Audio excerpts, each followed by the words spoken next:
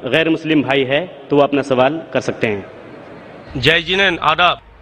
मेरा नाम अरुण कुमार जैन है, मुर्शिदाबाद औरंगाबाद से आए हैं। मेरा क्वेश्चन है, जो नया मस्जिद बन रहा है और कब्रिस्तान है और ईदगाह है, उसमें मेरा मन हुआ है कि हम इसमें जमीन या पैसा रुपया दें, मेरा मन चाहता है। लेकिन उन लोग बोलते हैं कि हम लोग गैर मुसलमान से कोई चीज़ नहीं लेते हैं। क्यों? इस्लाम में लिखा हुआ है आदमी आदमी को प्यार करो। भाई का सवाल है कि वो चाहते हैं कि मस्जिद बनाने के लिए अपनी ज़मीन दे ईदगाह के लिए, और मुसलमान कहते हैं कि हम गैर मुसलमान की मदद नहीं लेते। क्यों? क्या इंसान भाई नहीं है? भाई साहब, गैर मुसलमान की मदद लेना इस्लाम में हराम नहीं है, लेकिन कुछ शराइत है कुछ चीज़ों के लिए। मिसाल के तौर पे मस्जिद बनाने के लिए कुछ शर्त है। मस्जिद बनाने के लिए एक मुसलमान अपनी ज़कात का पैसा भी नहीं दे सकता है। ज़कात एक मुसलमान के लिए फ़र्ज है कि वो 2.5% अपनी बचत का, हर कमरी साल वो 2.5% अपनी बचत का, जो निसाब के ऊपर है, 85 ग्राम सोने के ऊपर है, उसे ज़कात देना चाहिए। और ज़कात की कई शराइत है कि फ़ुकारा को देना चाहिए, गरीब को देना चाहिए, मसाकिन को, मुअल्ला और फुतुल कुलूब, गारिमून जो कर्जदार है, वगैरह वगैरह, इब्न सबील। लेकिन इसके अंदर ये मुसलमान अपनी ज़कात का पैसा मस्जिद के लिए दे सकता है, क्योंकि मस्जिद एक मुसलमान का फर्ज है कि वो अपने पैसे से बनाए, और ज़कात का पैसा भी इसमें इस्तेमाल नहीं हो सकता है, अपने बाकी पैसे से बनाए। ज़कात का पैसा की कैटेगरी लिखी गई है सूरह तौबा में, सूरा नंबर 9 आयत नंबर 60 में, कि ये 8 कैटेगरी को आप ज़कात का पैसा दे सकते हैं, मस्जिद बनाने के लिए नहीं। क्योंकि मस्जिद एक फर्ज है, मुसलमान खुद अपने पैसे से, ना कि ज़कात से, अपने बाकी पैसे से जो सदका हो, या बाकी पैसे से, ना कि जो गरीबों के लिए जो पैसा महफूज है, जो 8 कैटेगरी है उसके लिए महफूज है, वो पैसे में से आप मस्जिद बनाने के लिए दे सकते हैं। ये एक शर्त है।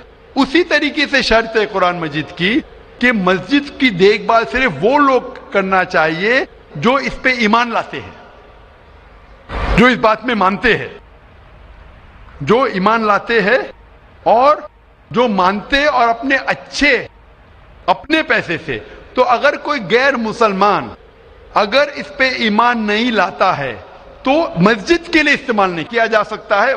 मिसाल के तौर पे मैं कहूंगा कि यहां कई जगह है अपने हिंदुस्तान में जिसे कहा जाता है कैंटोनमेंट एरिया।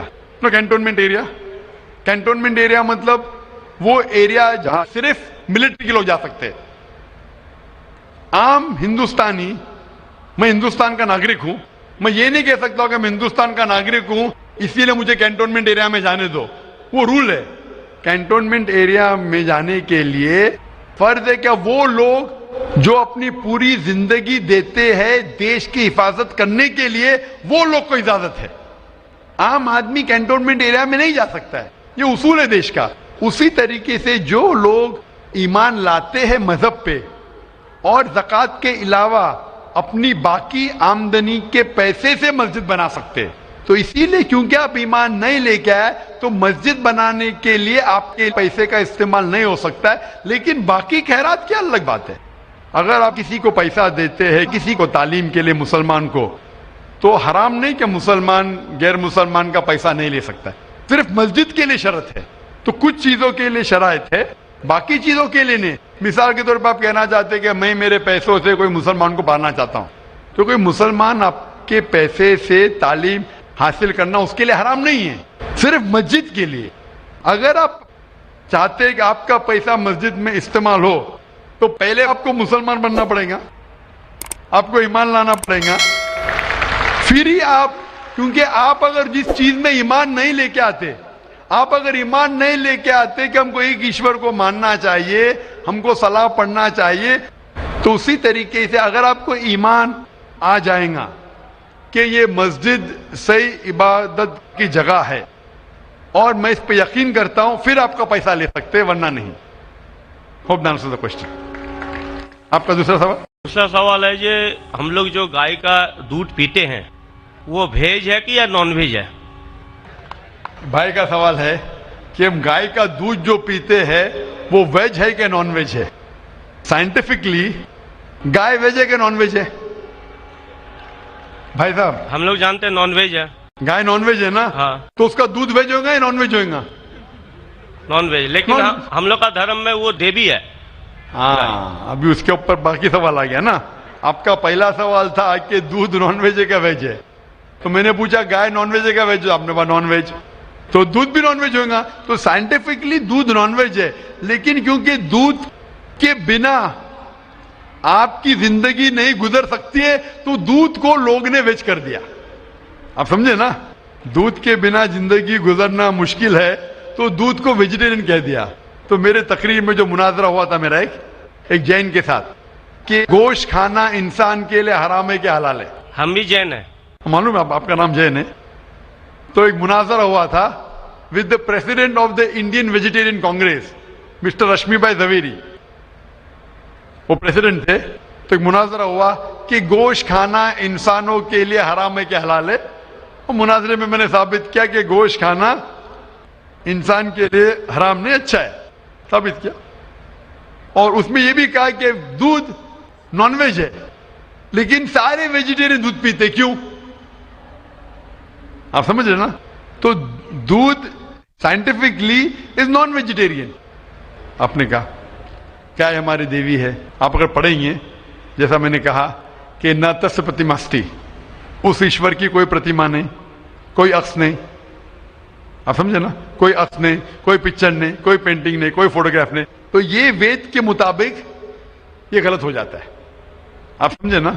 लेकिन फिर भी मैं जानता हूं कि कई किताबों में, क्योंकि हिंदू किताबें दो किस्म की है, श्रुति और स्मृति।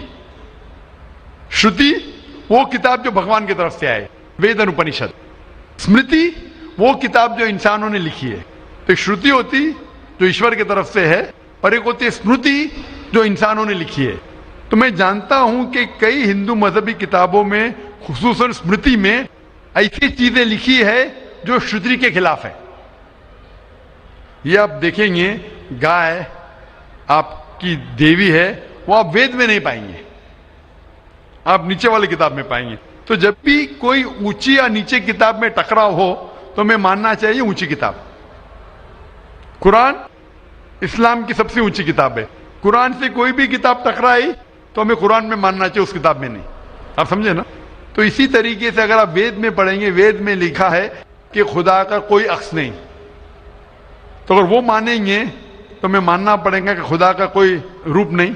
तो ये कहना कि गाय देवी है, ये कई पंडित कहते हैं कि हम जानते हैं कि खुदा एक है, हम जानते हैं ईश्वर एक है, लेकिन हमें कंसंट्रेशन के लिए हमें बहुत बार मूर्ति का सहारा लेना पड़ता है। पंडित लोग से मैं बात करता हूं कि आपकी किताबों में साफ लिखा है कि भगवान एक है, ना उसका कोई अक्स है, ना कोई मूर्ति है, ना कोई पेंटिंग है, ना कोई पिक्चर है। तो वो कहते हैं हम मानते हैं ये बात पे, लेकिन क्या कंसंट्रेट करने के लिए पहले शुरुआत में हमें अक्स की जरूरत होती है, एक मूर्ति की। जब हम हायर कॉन्शियसनेस पे पहुंच जाते, उस वक्त हमें जरूरत नहीं पड़ती। तो मैं उनसे कहता हूं, मुसलमान हायर कॉन्शियसनेस पे पहुंच गए, हमें कोई अक्स की जरूरत नहीं, हम ईश्वर को डायरेक्ट मानते हैं, डायरेक्ट इबादत करते हैं। तो इसी तरीके से कभी भी टकराव होता है मजहबी किताबों के अंदर, तो ऊंची किताब को मानना चाहिए नीची किताब के बनिस्बत। तो ऊंची किताब में लिखा है कि ईश्वर का कोई अक्स नहीं है। आप समझे ना? फिर भी आप देखेंगे लोग अपनी मजहबी किताब को नहीं मानते। तो मेरा यही कहना है लोगों से, चाहे मुसलमान हो, जैसा मैंने कहा कि कुरान को समझ के पढ़ो, मैं कहता हूं हिंदुओं से कि आप भी वेद को समझ के पढ़ो। मैं कहता हूं इंडियन गवर्नमेंट से कि संस्कृत कम से कम हिंदुओं के लिए फर्ज करो, तो हिंदू कम से कम संस्कृत पढ़ सकेंगे, अपने मजहब के करीब आएंगे, और हिंदू मुस्लिम भी करीब हो जाएंगे। क्योंकि संस्कृत पढ़ेंगे तो आपको पता चलेगा कि आपकी किताब में क्या लिखा है। तो कोई भी पंडित आपको घुमाएगा नहीं, फिर पंडित घुमाएगा तो बोलेंगे तो हवाला दो, कोई है। आप समझे ना? अरे बहुत से हिंदू मेरे जो सुनते मुझे अपने पंडित से पूछते गए मुसलमान है जो ऐसा करता है, बोलते अरे अरे वो मुसलमान को सुनो मत। अरे क्यों नहीं सुनो भाई? मैं अगर हवाला गलत दे रहा हूं तो आप आके पूछ सकते मुझे कि आपने जो हवाला दिया वेद का गलत है। मैं इंसान हूं, गलती कर सकता हूं, आप समझे ना? तो मैं कहता हूं हिंदुओं से कि आप संस्कृत जानो, अपनी वेद पढ़ो, ताला विला कलिमतिन सवाइम बैन बैनकुम, आओ हम उस बात की तरफ जो आप और हम यकसा है, यकसानियत की तरफ आएंगे तो हिंदू मुसलमान एक हो जाएंगे। Hope the answer the question.